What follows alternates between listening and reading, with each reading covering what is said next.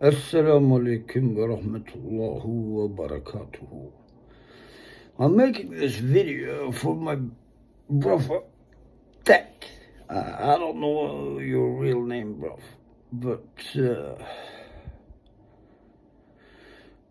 I just wanted to tell you that I'm thankful for your understanding of my true nature.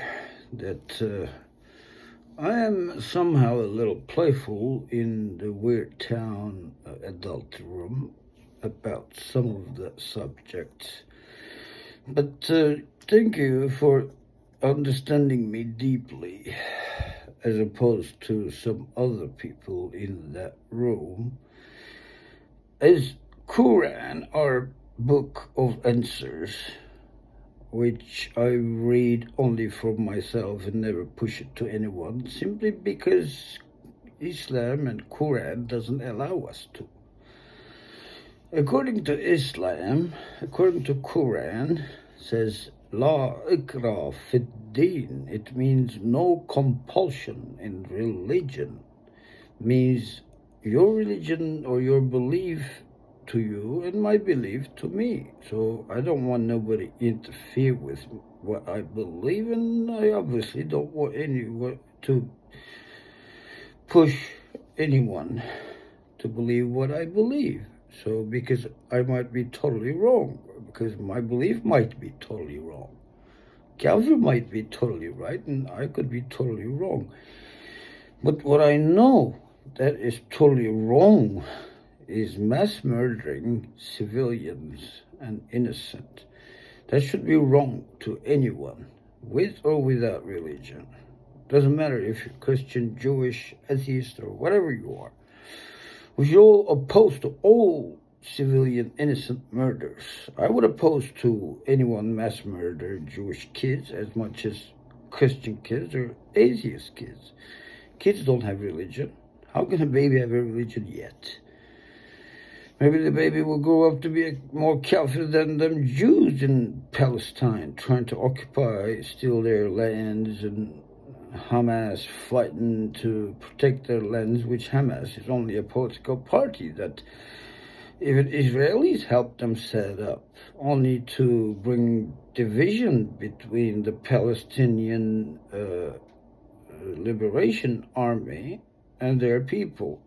So Israel that time thought, okay, let's make a fraction between these Palestinians. Let's divide them so that we can rule them better. We just eat the small bit first, which is Gaza at the minute. Then we go back to West Bank and eat the other bit. So that was their plan. And that still is their plan. But I can't say I totally agree with Hamas, but I can easily understand why they're put in a situation where they had to defend themselves, because they're under attack. I mean, anyone would and should defend themselves if or when they're under attack, obviously. But just not to bore you too much, I will keep it short. That if anyone thinks that I'm pushing my religion to them is wrong, because I'm not. Because, first of all, I'm very jealous of my religion. I don't like any competition to raise to heaven of Allah. I want only me go in heaven, if it's possible. It's not, but okay. And then the Quran says there are not many good people. So hence, hell is very crowded. It's packed, but heaven, Jannah, is not very crowded. It's not very packed. It's just very few people around, and so yeah, it's not only believing; it's also practicing, and you need to quit lots of things. I still smoke cigarettes, for instance. I'm supposed to even love heaven so much that I'm supposed to quit smoking as well. And I smoke cigarettes, and I even used to smoke hashish as well, because I bought this big ass Moroccan hash. It's a big ass rock, and only for 100 quid there, because Morocco is very near. They bring them in, and they're amok. everywhere. And but I haven't been smoking since 6 months because this Nazi UK police put me under terror investigation when they saw me like this with the Palestinian scarf and the Muslim cap and my Muhammad Ali sweatshirt. I did have a crazy party animal lifestyle. I did. I've always been the son of a heavy industrialist in Turkey, which gave me the luxury to travel around the world and enjoy life, mostly in the Western countries' chamber. But now I wanted to go a little east. This time I wanted to go to Egypt. But police at the airport caught me. They said, you might be going to Gaza after, which I don't know how they knew because I never told anyone I was going to Gaza. I was going to Gaza, but just to look around at the Rafah, like what's going on, anything I can do for these people. Maybe it's been for the good because Allah knows best. Maybe if I went there, maybe in Egypt, some thugs or some thieves would kill me, or maybe I would get some bomb on my head in Gaza or something, or I would trip on some field mine or some shit. I don't know. But my true intention was to go to Egypt and get some hot Egyptian lady that was covered that could practice Islam with me as my wife, then go to Mecca with her, and then bring her over to UK with me, and continue practicing 5 times with her. Because Quran says being alone is not very good for you. It's not only about you have to wank to avoid adultery or anything. It's for all of the other things, because being alone is really not good for anyone. A man cannot be without a woman, and woman should not be without a man either.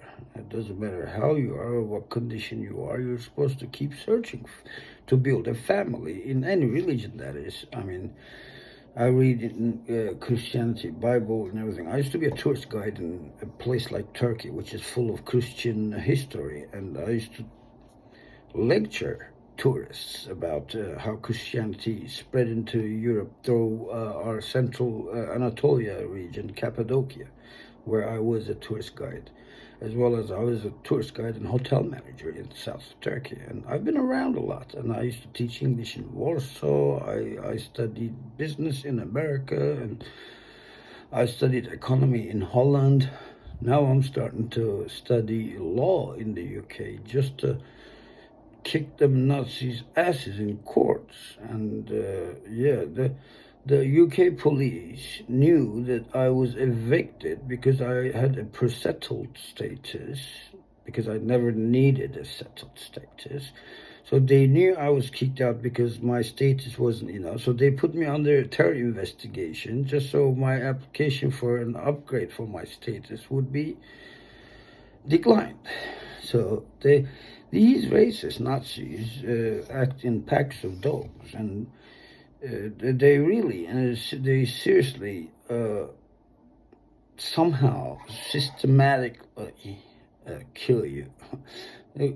It's the government that does it. If it's some police commissioner made the decision to put me under terror investigation only because it says on my police report that he kept shouting "Free Palestine." Of course I keep shouting "Free Palestine." I would keep shouting "Free Palestine" even if I wasn't a Muslim.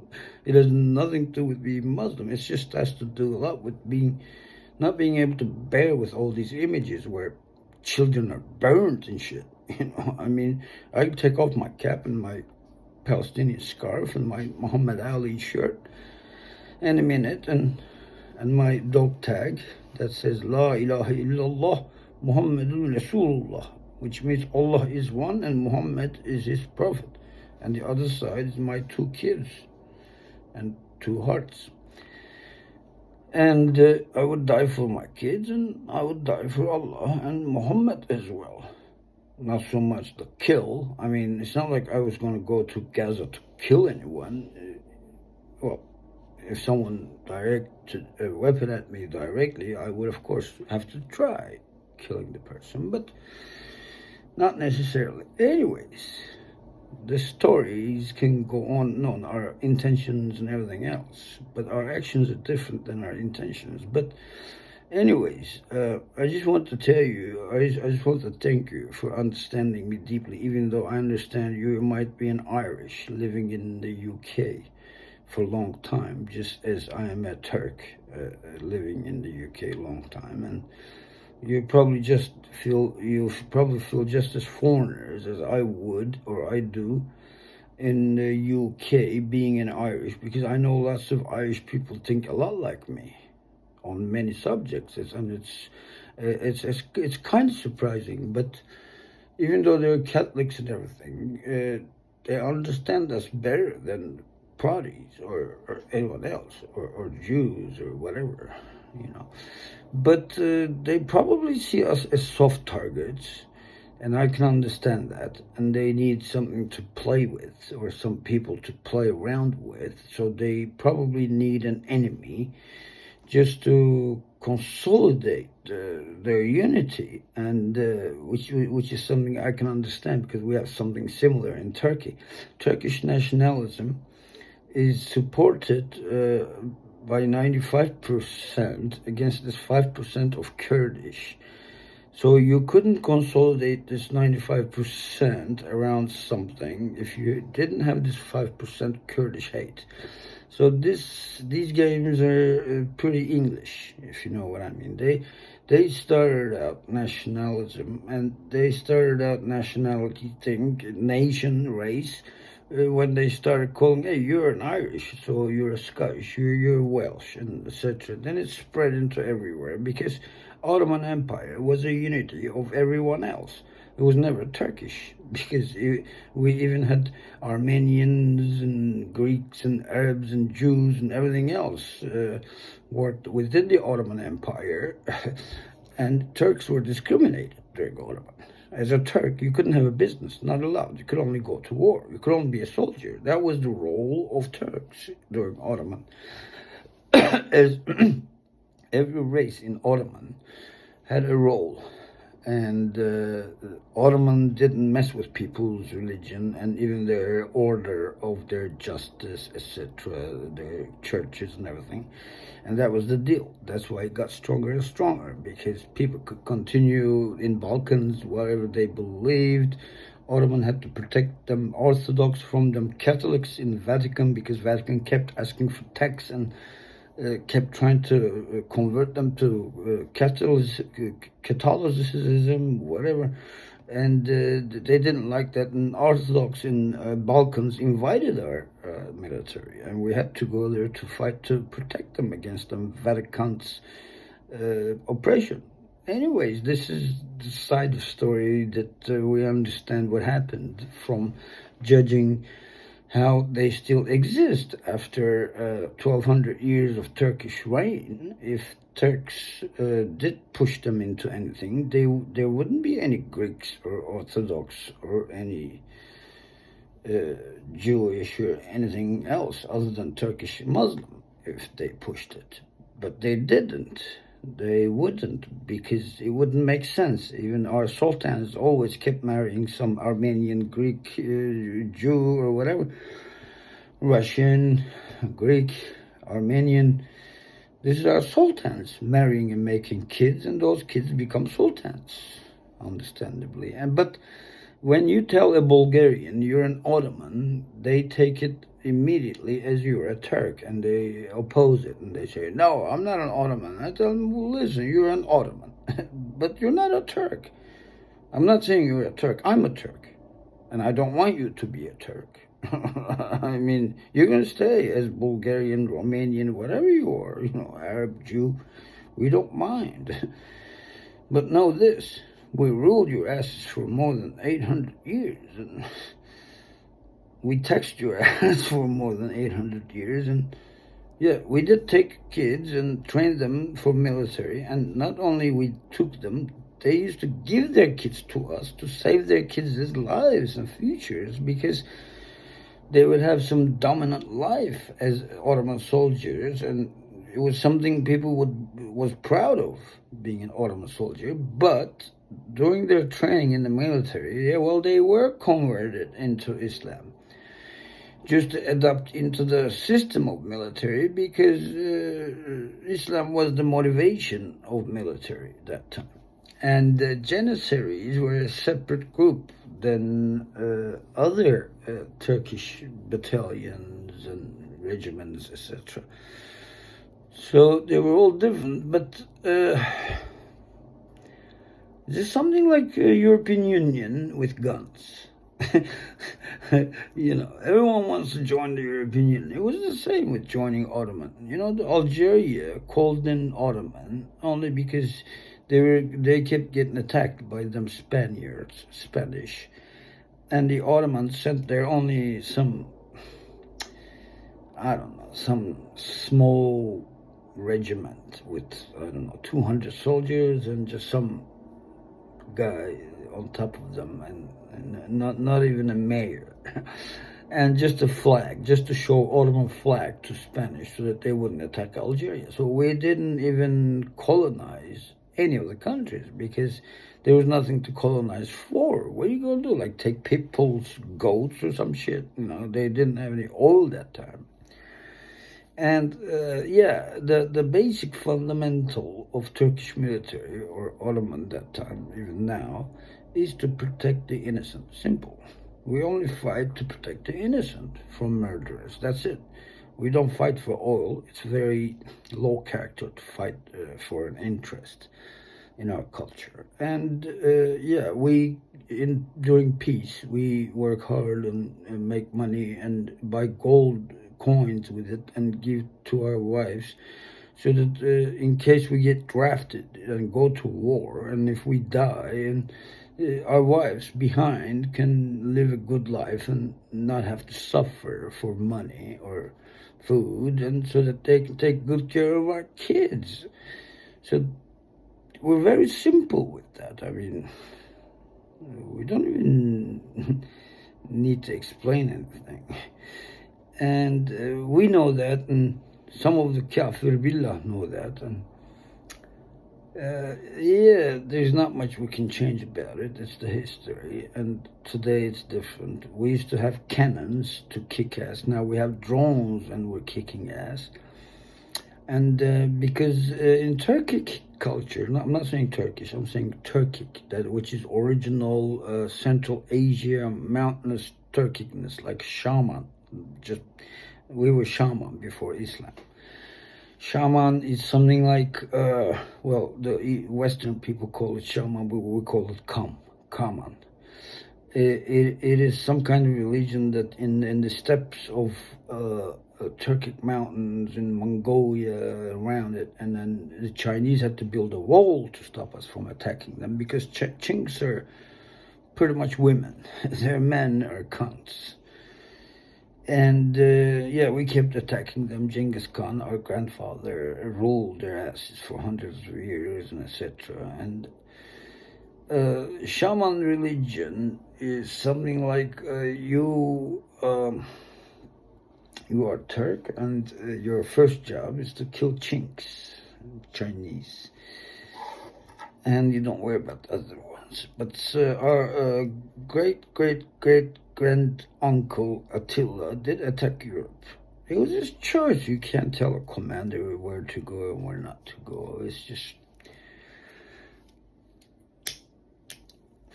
Anyways,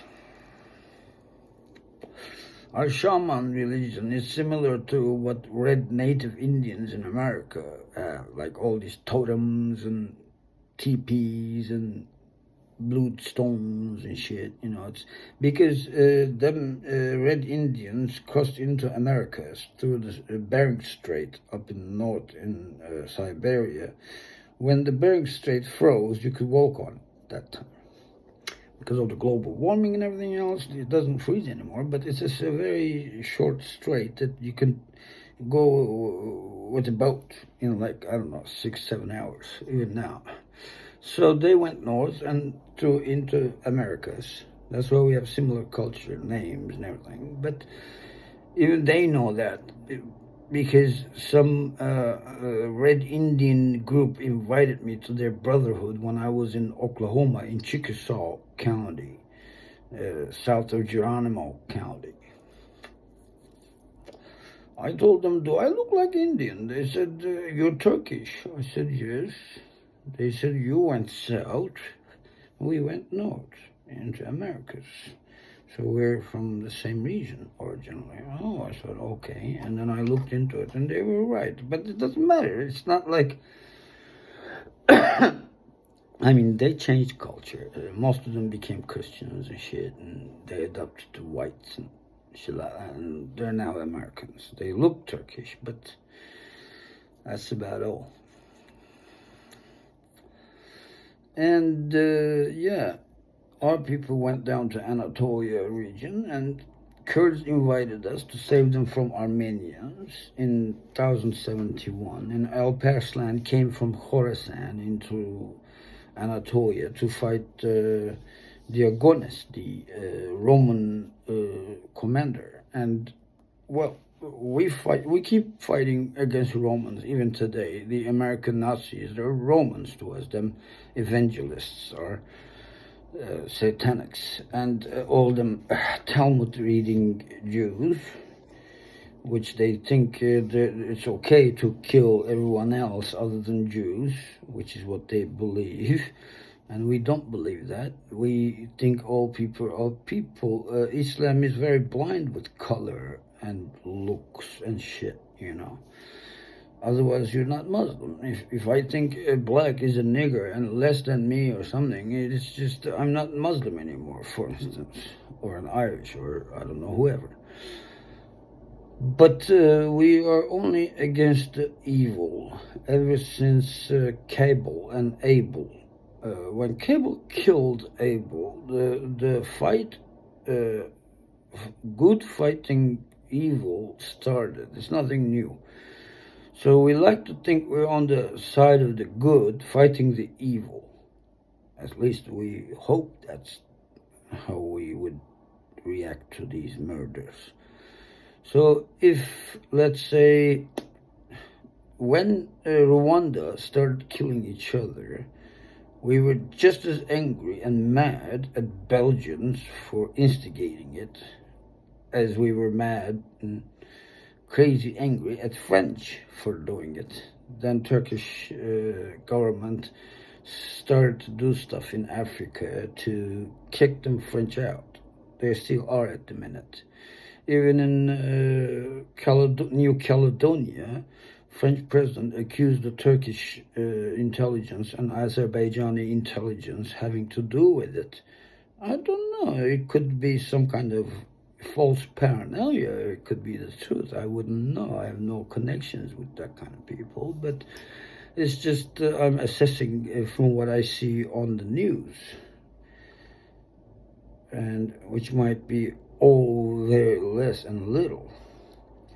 So according to Quran, we're only supposed to worry and care about ourselves unless somebody is attacking an innocent, unarmed civilian. Then we're supposed to fight to kill and die. That's it. We don't mind dying, because dying in this world is like being born into an eternal world, eternal life. So we don't mind dying. Millions of us die, and 5 million more come back, and that's how it works. Like, we go down one, we come back 1,000. That's how we think it works. And when I say we, I mean the good. I don't mean the Muslim, Christian, Jew, or whatever.